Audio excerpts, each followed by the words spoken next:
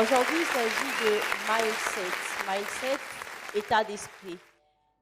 Alors, il y a un passage qui dit tout concourt au bien de ceux qui aiment Dieu. Pourquoi je dis ça? Je vais vous relater une petite histoire de ma vie. C'était quand j'étais en L2, en deuxième année de licence. J'avais fait le choix d'un directeur. Malheureusement, la faculté m'avait changé de directeur. Et c'était un professeur que tout le monde évitait parce qu'il est dur, il est très compliqué. À l'époque, je pouvais dire malheureusement, mais aujourd'hui, je dis heureusement parce que tout ce que j'ai subi a fait de moi ce que je suis aujourd'hui. C'est un professeur très compliqué. Il y a les anciens de l'UPC ici dans la salle. J'étais le nom du professeur. Je l'ai choisi. Bon, je ne l'ai pas choisi. J'ai commencé à travailler avec lui. J'avais un sujet. Je devais parler de mécanismes nationaux et internationaux de la protection des droits de l'enfant. Puis après, j'ai commencé le travail. Il s'est passé quelque chose avec ses assistants et ça bardait contre moi et le professeur était inclus. Bon, j'avais raison à ça, mais vu que c'était un professeur, tout était retourné contre moi. Et là, ça a été dur pour moi, très dur, alors très dur. Ce professeur m'a rendu la vie dure jusqu'au point de me dire, ça m'arrivait de pleurer quand j'entre dans son bureau. Je pleurais 2 fois, mais il me disait, ma fille, non, non, l'élite, relais-la bien. Puis je me disais, mais qu'est-ce que je fais à ces professeurs? J'ai bien travaillé, j'ai bien fait mon travail, et j'ai pris le même travail, je suis allée présenter à un autre professeur. Ce professeur a pris le travail, il a observé, il a dit, mais avec ce travail chez moi, tu as eu une grande distinction, tu as bien fait ton travail. Et sur place, j'avais même défendu mon travail. Mais quand je suis revenue chez mon directeur, il m'a dit, tu dois refaire. Et imaginez, c'était à 2 semaines de la défense, deuxième session. Le professeur a tout barré, je devais refaire. Imaginez faire un travail de mémoire en 2 semaines. Waouh! C'était pas facile pour moi. J'espère que mes amis de Facebook ont vu mes photos de la défense. Personne ne pouvait me reconnaître parce que j'avais tellement maigri que personne ne pouvait me reconnaître. Je travaillais jour et nuit. J'avais pas de repos parce que je devais écrire un travail de mémoire en 2 semaines. Je rentrais voir l'autre professeur, je lui ai parlé de mon cas. Il m'a dit, mais je ne peux rien faire parce que c'est mon collègue. Les loups ne se mangent pas entre eux. Donc, tu n'as qu'à supporter. Je suis rentrée, je suis allée voir un autre professeur et ça a créé des incompréhensions entre professeurs. Et tout était retourné encore contre moi. J'ai pleuré tous les jours. Et après, j'ai remis mon travail le même jour de la défense dont je pars. Je dépose mon travail, puis j'entre dans la salle pour défendre. Imaginez le stress que je pouvais avoir ces jours-là. Et j'ai défendu. Et après quelques jours, je suis allée voir le professeur en question. Il m'a dit, c'est pas encore fini. J'ai pas encore fini avec toi. Parce que moi, je pensais que comme j'ai défendu, c'était la fin en fait. Et ça m'a suivi. On a délibéré comme ça, j'étais ajournée. Ah! Mais comment est-ce que je peux être ajournée alors que j'ai bien travaillé?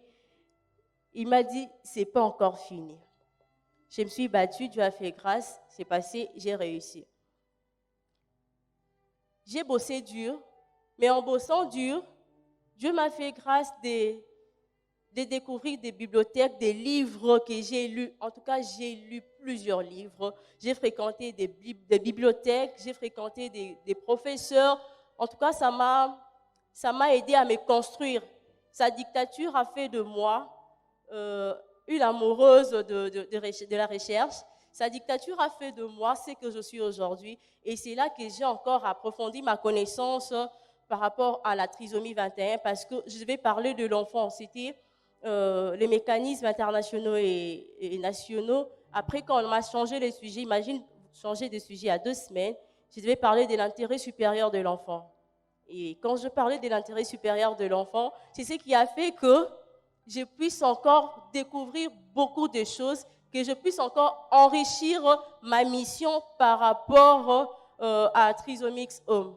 Et là, avant, je ne pouvais pas voir ça, je ne pouvais pas comprendre ça, mais aujourd'hui, j'ai su quand même comprendre que tout réellement concourt au bien de ceux qui aiment Dieu.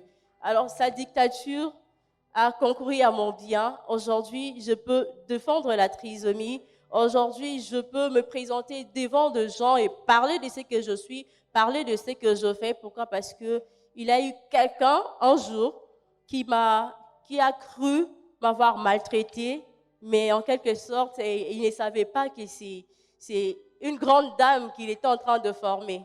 Vous voyez? Donc, merci beaucoup. Merci. Donc, comme il s'agit de l'état d'esprit, j'aimerais encourager quelqu'un ce soir, peu importe ce que tu pourras rencontrer dans la vie, que ce soit des difficultés, de rejet. Moi, j'ai connu des rejets. J'espère que maman Nadine Water est là, elle peut témoigner. Elle s'appelle Madame Nadine Water, elle est promotrice de l'école Les Amis de Daniel à Kitambo. C'est une femme battante. Une femme vraiment battante qui a réalisé beaucoup de choses. Et quand je parle, elle sait de quoi je parle. Elle sait que c'est pas facile. Merci maman, vous pouvez vous rasseoir. Elle m'accompagne aussi dans ma lutte.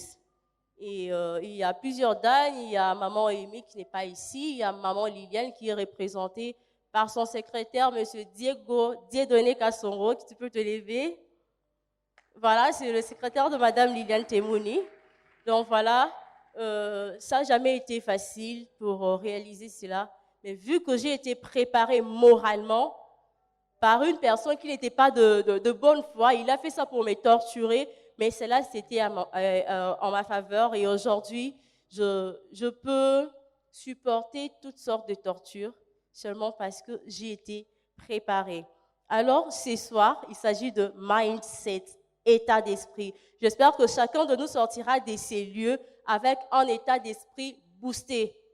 Chacun de nous sortira de ces lieux avec l'idée de ne jamais abandonner. J'espère que mes prédécesseurs ont tout parlé, ils ont presque tout dit. M. Yann Mambo nous a parlé ici, le coach, Madame Bijou nous a aussi parlé. Donc voilà, nous sommes tous motivés. Alors j'aimerais parler pour les cas des trisomiques. Pour créer Trisomics Home, j'avoue que j'ai été rejetée plusieurs fois. Comme je l'ai dit au début, j'ai été rejetée, j'ai été traitée de tout. Il y a eu même des gens que j'ai pu rencontrer, que je croyais être, je ne sais pas moi, des Moïse qui peuvent me tracer le chemin et passer. Mais ce sont des gens qui étaient venus juste pour exploiter. Ils voient, non, cette fille peut m'aider à faire ceci, cela. Et il te vient, il te dit, non, non, tu vois, fais-moi ceci, puis moi je te montrerai le chemin. Et tu viens, tu t'ouvres, tu l'aides, il passe et puis la personne te laisse. J'ai été exploitée plusieurs fois, mais cela n'a pas fait que je puisse abandonner. J'ai continué, j'ai connu toutes les mauvaises choses de la vie, en tout cas dans mon parcours, mais j'ai jamais abandonné. Aujourd'hui, je suis là, j'ai continué la lutte, j'ai pas fini, je continue, mais je sais qu'avec Dieu, nous y arriverons et nous ferons des grandes choses pour cette nation. Donc, tout ce que je pouvais vous dire, pour ne pas vous prendre beaucoup de temps, j'aimerais encore revenir à mon premier discours par rapport aux enfants trisomiques. Ces enfants ont besoin de l'amour, rien que l'amour. Parce que ce sont des personnes merveilleuses. Il y a des gens ici dans la salle, il y a maman Nadine qui peut témoigner, la manière dont elle vit avec ses enfants trisomiques, ce sont des personnes très merveilleuses. Donc, plus vous les aimez, plus vous savez découvrir qui ils sont réellement. Plus ils savent s'ouvrir, plus vous allez découvrir le degré de leur affection pour les autres, comment ils peuvent donner les meilleurs d'eux. Et plus ils sont marginalisés, en tout cas, croyez-moi, ce sont des enfants fatigants que vous ne pouvez même pas supporter parce que vous ne les aimez pas. Vous aurez toujours tendance à le rejeter, à le mettre à côté. Pourquoi? Parce que déjà, vous ne les aimez pas, ils ne se sentent pas aimés, puis du coup, ils ne peuvent pas vous aimer, ils ne peuvent pas faire en sorte que vous puissiez voir les bons côtés de ce qu'ils sont. Donc, voilà un peu de ma petite histoire de mon parcours à l'université, ma petite histoire de mon parcours par rapport à Trisomics Home. Cela pourra vous aider à mieux comprendre pourquoi le choix de mindset, pourquoi le choix d'état d'esprit, parce que l'état d'esprit joue un grand rôle pour la chute, tout comme pour le développement d'une personne. Plus ton état d'esprit est négatif, plus tu n'avanceras pas. J'espère que le coach nous a parlé de quelques phrases des Congolais. Ou encore, quelqu'un qui est dans les mal et qu'on lui demande de ne plus continuer, il te dit et imagine déjà une personne qui a une telle conception, il ne produira rien de bon pour le pays. Vous voyez? Mais une personne qui sait que un jour le Congo fera de grandes choses, le Congo sera un grand pays, le Congo fera ceci, il sait réfléchir pour booster son pays, il sait réfléchir pour apporter un plus dans son pays. Et c'est là, c'est le rôle de l'état d'esprit. Donc, apprenons à être toujours positif que d'être négatif. Plus on est positif, plus on avance positivement. Et plus on est négatif, plus on reste sur place, on n'avance pas. Et vous pouvez vous dire que vous êtes sur place, mais au contraire, vous reculez. Et les autres passent et ils avancent. En tout cas, merci pour votre attention. Voilà, c'est tout ce que j'avais à partager avec vous. Merci.